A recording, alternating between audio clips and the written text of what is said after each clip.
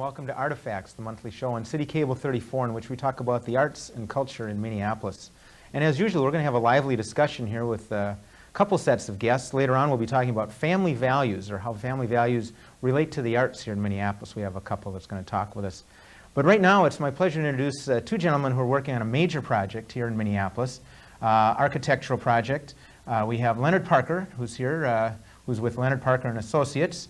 And we have Milo Thompson with Bentz, Thompson and Rito, another firm in town. Gentlemen, thanks for coming and joining us. You're welcome. Now, Leonard, your role with this project, which is the U.S. Courts project that's going to be built right across the street from City Hall, is with GSA to develop or design the programming of the building. Can you describe that briefly, what that means? Yeah, the process that GSA and the federal government are attempting to utilize here is called a design build, where a developer and a contractor organize a team and deliver a final product, including all the design work, to an owner for a stipulated amount of money. Our responsibility in this process, having been selected by GSA to prepare not just the program, but the entire process that the design builders will have to go through in order to be considered for the project. We are preparing the document that will be used as the basis for a submission by each of the design builders, and we're getting interest from all over the country. Before your process is complete yet. Yeah. So that product will include not just the program, which indicates what the federal courts needs in order to function within the building, but also it includes all of the requirements, the guidelines, the performance concerns that need to be met by the design builder. We will be delivering that product hopefully by November, so that the interested design build teams can then begin to prepare their submissions, which will be submitted to the federal government, to GSA. And I would imagine that sometime within the next 6 to 8 months that a team will have been selected to begin working on the project itself. Okay, great. Now, Milo, you're a member, and I should say along with myself, of the Master Planning Committee that's been set up to take maybe a broader view of this site, this building, and what it means to Minneapolis. Could you describe a little bit about at least your perspective on what the master planning process has been? Well, I think the master planning process is attempting to substitute perhaps for what otherwise, in other times and perhaps other cities, gets done with a planning office, a very strong and well-staffed planning office in the city. And in Minneapolis, in that is not in place at this time.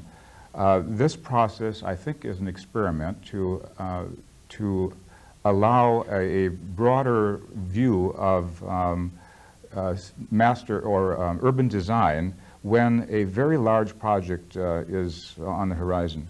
The building, this federal courthouse project is really one of the most significant buildings, I think, in the history of the downtown. It's a very important, large building. And realizing that specifics haven't been outlined yet, but what is the nature of the building, or what kind of, and both of you can answer this, what's the nature of the building, and what kind of impact is it going to have in our urban landscape here? Well, Leonard certainly will know about more about the particular program, but from the perspective of the Master Planning Committee, we were interested more in how this building plays its part in what has been referred to as a civic corridor involving the Minneapolis City Hall courthouse and the Hennepin County government building. Let me mention right now, I think we've got a slide that can come up on the camera here so that we can maybe orient the viewers to what you're describing here. I think it's on now. Can you describe for us what we're looking at here? This is obviously downtown Minneapolis. Right. The reference point that I will use is the square building with the light coordinate, a donut-shaped building. Okay. That is the City Hall courthouse, Minneapolis City Hall courthouse. On the western side are the plaza and the Hennepin County building, the twin building that sits right in the middle of that block straddling the street. And then on the other side of the building, the City Hall courthouse, colored red is a possible footprint, very controversial. We might talk about that later. And between those two is called, let's see, I don't know what we're calling it at the moment, a plaza, a civic space. There's a debate about the name even about this, but it is meant to be a significant open space for the city of Minneapolis. Leonard, you want to jump in and talk about your perspective on what we're looking at here again? Yeah, the government center, which sits in that big park-like area, Mm-hmm. has a, actually the orientation is the top of the drawing is north and the bottom is south. Mississippi River there at the Yeah, top. and the Mississippi River is at the very top. And the government center, which straddles 6th Street, occurs in the middle of the park. There are two large public spaces, a green space to the south of it that is on the downside, and in a large, basically hard surface space to the north of it, that has the large fountain in it. So in terms of orientation, that's the key element. Downtown, in terms of open space, that's probably the largest in the central business district. Just north of that green space, just to the top, is the Minneapolis City Hall, which is a magnificent Richardsonian structure and very deserving of being preserved and treated very nicely. And just to the north of that, then, would be the proposed block in which the Judicial Center, the Federal Courts Building, will be located. The issue that Milo talks about, I think, is a twofold one. One is the establishment of a government district which would run all the way from 7th Street, which is the south part of the government center, all the way to the river. And I think that's a great idea, that it would begin to establish a significant civic district within the city, and I really think that's great. But the other part of that, and I don't think anybody objects to that, incidentally, I think that's a very positive move, which is being monitored to some degree by the Urban Design Committee. Is that correct? Yes, Yeah. I think you could say that. The other issue that I think has become, a controversial one is the issue of the footprint of the building. That is, what's required in order to have the building function appropriately, and at the same time provide a significant civic place or front yard for not just the new Federal Courts building, but also for the north side of the City Hall, which has been a disgraceful sort of image in terms of entering the most significant city structure in the city. So I think everybody recognizes the need for having a place there that's civic in nature, that's people-oriented, and that gives a significant entrance to the federal courts and at the same time provides a significant front door to the City Hall. I think everybody is in agreement with that.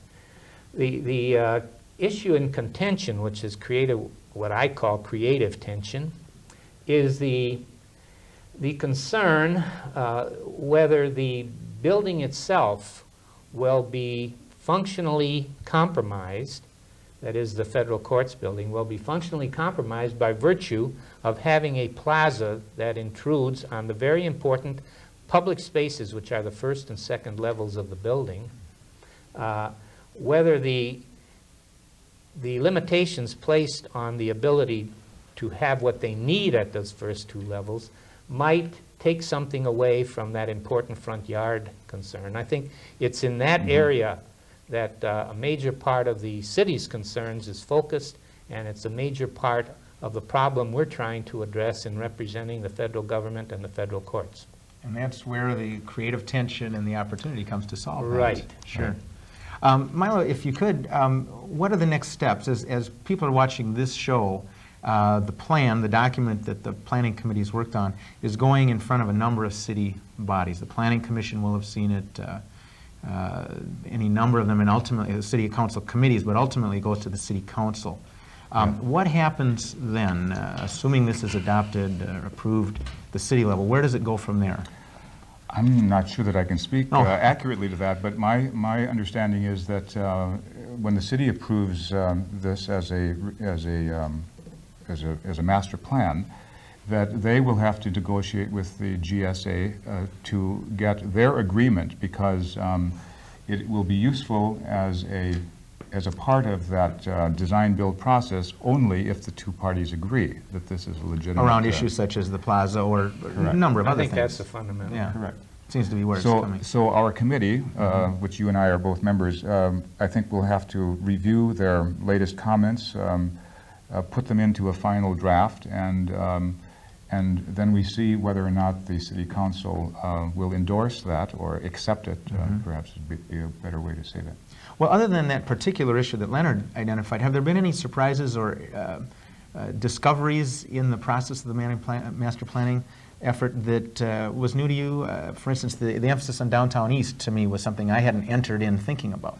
I think that's a very important or very exciting dimension that Chan Krieger, our master planners, have provided here, because they initially were asked to look at this in a much narrower perspective. And through at their suggestions, and certainly all of us on the committee endorsed this idea that you can't really see this project in such a narrow scope, so that they expanded this vision to include the part which I think most people identify as the most neglected part of the city in terms of people thinking about plans. And that involves the area between the downtown area and the Well, the adjoining neighborhoods, I found, was an interesting discussion to find that link between downtown and the Marcy Holmes neighborhoods, the West Yes, Banks, that's the right. Elliott Parks. Right. That came out for me Right. a little bit that I hadn't thought of.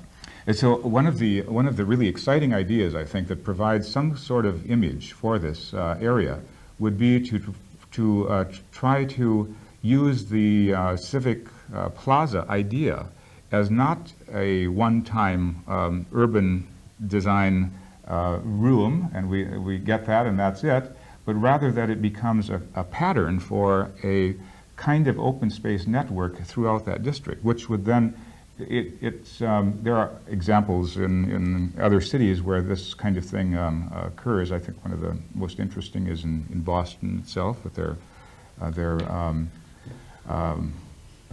emphasis on urban squares as room-like spaces.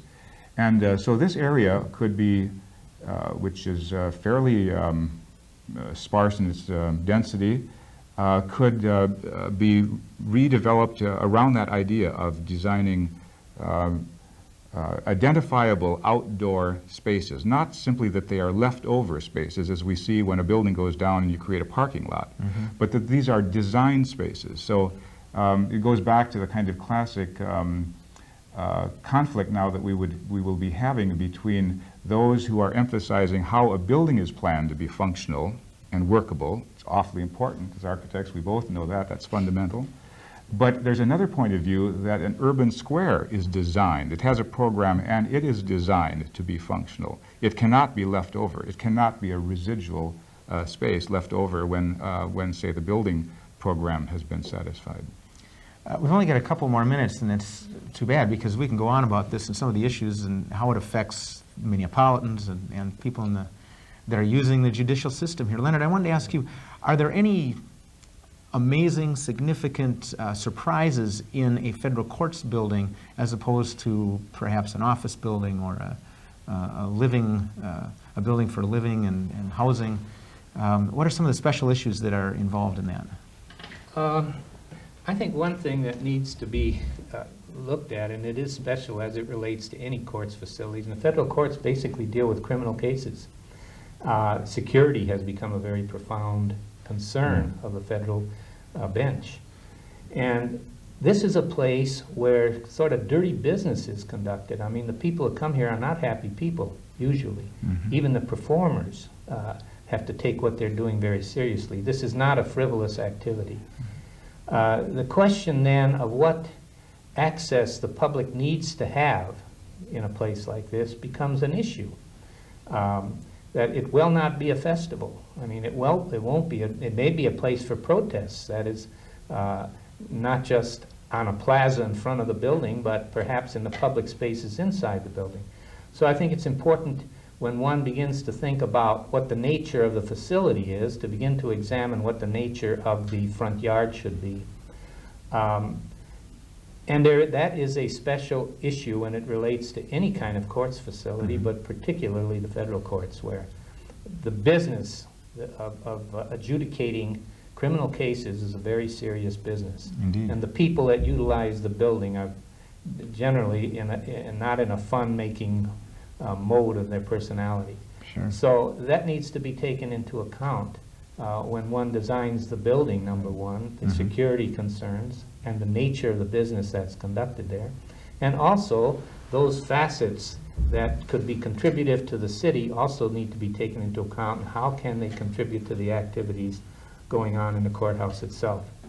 And I think it's in this area that there may be a basis for a lot of concern. Sure. I have a personal thing regarding the use of public spaces. I feel that public spaces need to have a reason for being there and a program for activity. You can't just have residual space, as Milo said, without wondering how's it going to be used. Just as you question spending money on a building and say, how is it going to be used? You have to do the same thing outside. When I look at this specific site, there are two major public spaces which are presently not totally utilized. I mean, they are in nice weather somewhat, particularly the park end of it is not a heavily used space. There are many nice places in downtown Minneapolis, like the Federal Reserve Plaza, which is very lightly used. You know, mostly skaters are going up the and down. skateboarders, that's right. Skateboarders, Sure. right. And there's a whole pattern of public spaces that work up and down Nicollet Avenue, for instance, terminating in the plaza in front of the convention center, where it's just a little park area. That's right. So the question of what the program is for use on a plaza in front of the courthouse, I think, is at issue. With two large spaces directly corollary to it, I wonder whether another way of approaching this would try and create a more intimate space. Instead of an acre and a half, it maybe is a half an acre space that accommodates a different kind of activity and permits the building to do what it has to do. I think that has not been investigated, and I think the question of what we instruct the design build team to do becomes very critical here. The attitude of GSA has been not to be too prescriptive about what's being done, to be proscriptive, so that you allow whatever creative juices the architects that are representing the design builders have, they can put that into play and come up with ideas, not to be too limiting in terms of defining what that plaza should be, but to allow the design teams, who are going to have some very good architects connected with their teams, Oh, sure. allow them some freedom to come up with answers that might be something better than what the initial sort of specifications for this might be if we try and tighten it down too much. The other part I think you need to say is that the city is going to have an opportunity through this whole process to critique what's being proposed. When the actual designs come in, that is a good point. you and your committee will have an opportunity to say, we don't like this, or man, that's a great idea. So I think that there ought to be a little more give and take on both sides in this. Okay, well, thank you. That's a Try to good figure point. out. One quick last question. When will we see a building there? 1990? You know, the schedule is a little bit behind where it should be right now, and I would guess that by 1995, 96, that there'll be a building up and occupied. Gentlemen, thank you very much. We could talk longer, and pleasure. maybe we'll do it again in 1995 or 96. Right. Well, thanks for watching this segment. Come back in a moment, but first we'll have a quick factoid about the arts in Minneapolis.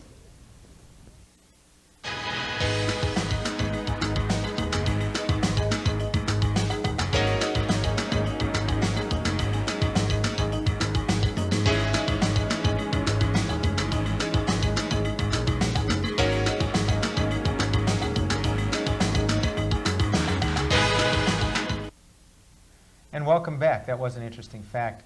I'm very pleased to have a couple of folks here to talk with, but before we do that, I want to compare shoe sizes. Okay, what you're looking at here is the right foot of one Alfred Harrison, who is an old friend of mine. He's a an actor, performer, and not incidentally, an old world clown. Is that a fair characterization? Kind of across the voyage there, so I'd say American / old world Okay. clown. Well, see, I stand corrected. Right. And Barry Smeeth, who is an artist, and just happens to share an address with Alfred. And that's partly what I wanted to talk with you folks about, is a family. In fact, your sons work with you. Do they do anything visual as well? They both do a lot of drawing, and they've done some painting lately. They have. Yeah, on their own. They don't do it with me per se. Well, Okay. they come down when I'm in my studio and work on the floor. So Sure. yeah, they do it with me. And their names are? Will and Cole. And how old are they? Will is 11 and Cole is almost 9. And what keyed this, the reason I really wanted to talk with you folks is this is a family very involved in the arts, personally, professionally. So I wanted to get to know you a little bit, but maybe share with the audience what you do, how you survive. And we've got some examples of some things. This is a shoe you work with. Actually, yes, I was born with this. That's why I knew I was a clown.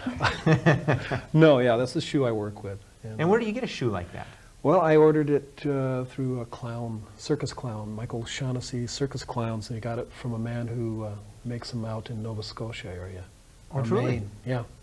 Okay, so that's not a local Minneapolis product there. No, But there's a shop local shop in Minneapolis. that you can purchase shoes like this, or even brighter. I tend to be more muted than a lot of clowns. I'm not your, bright outfit.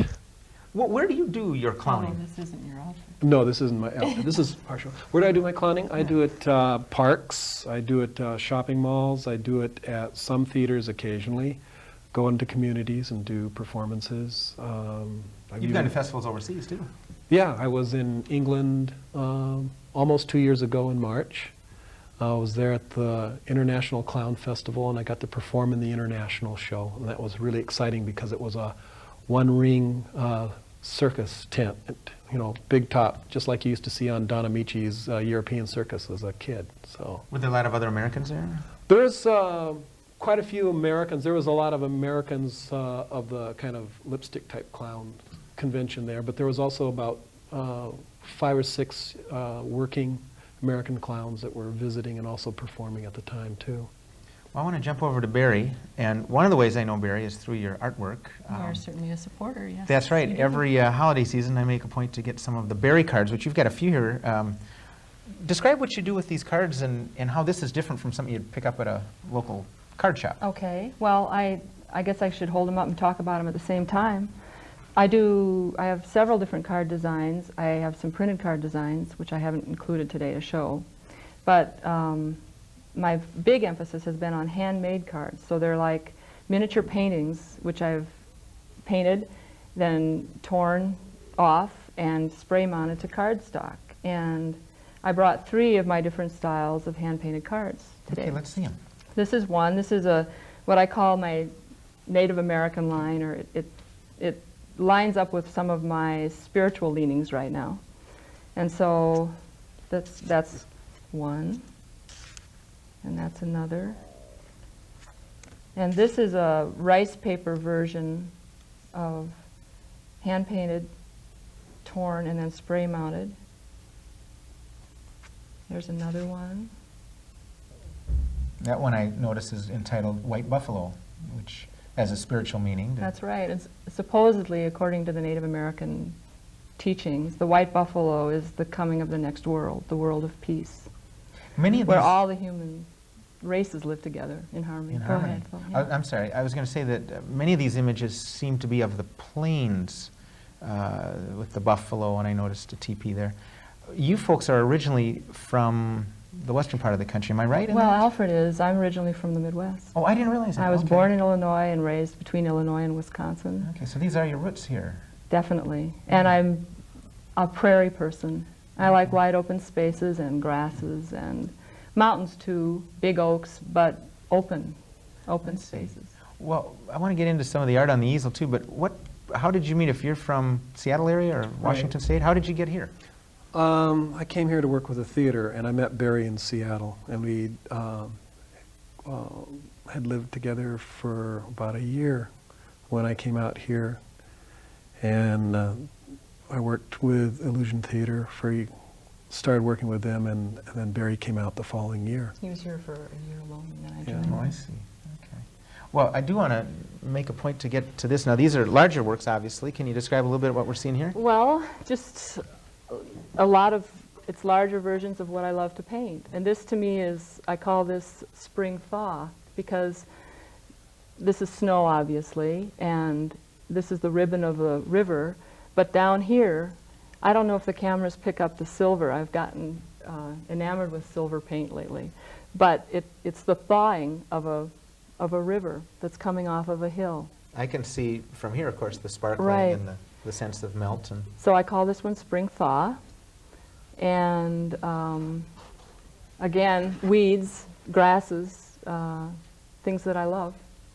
very colorful. That one's Sure. a bright one. And horses, And you are a horse person, I understand. definitely. You I love think horses. horses are my first, probably going to be my last also love in life. So It's a and- playful image there. I Yeah, like this that. one really came out of me about 5 or 6 years ago, when my youngest son was 2, and I was sort of a little bit lost in mothering and family life, and I grew up with horses, and at that time didn't have a horse. In fact, it had been 20 years since I'd had a horse.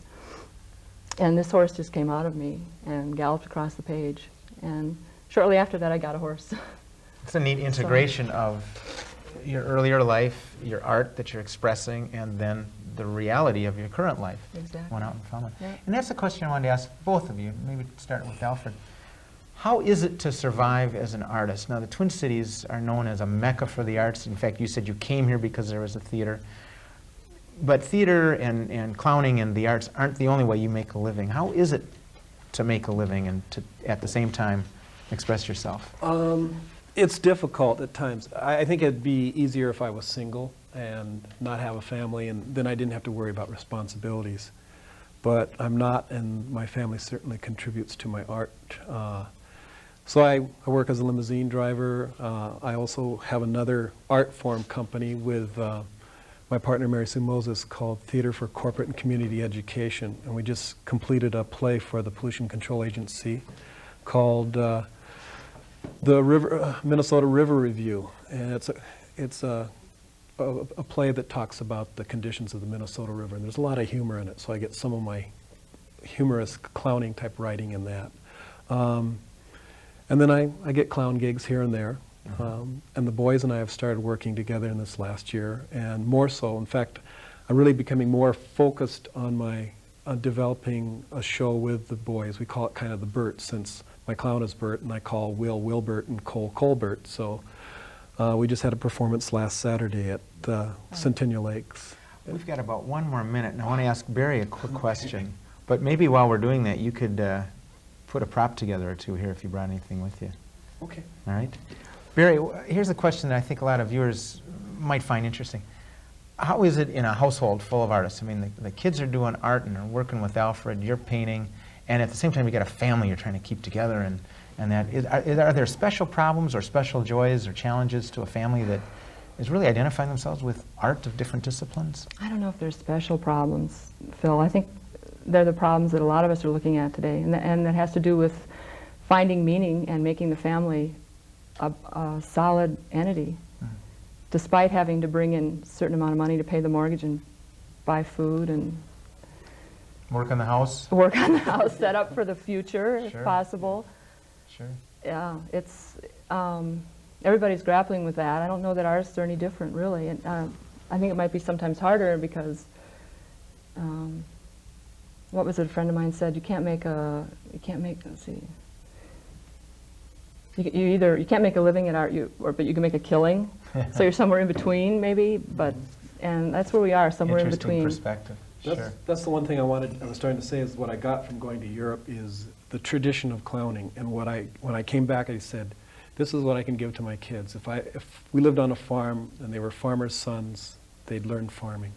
And so they're learning clowning because I saw 5th generation clowns in Europe, and it was wonderful. Amazing. Family. We've got to run off now. I want to thank you both for being on here. Our Look for pleasure. Barry cards in shops, better shops, and we'll look for you clowning around somewhere here in the metro area. Sure. Thank you, Okay. Phil. Thanks for being on the show.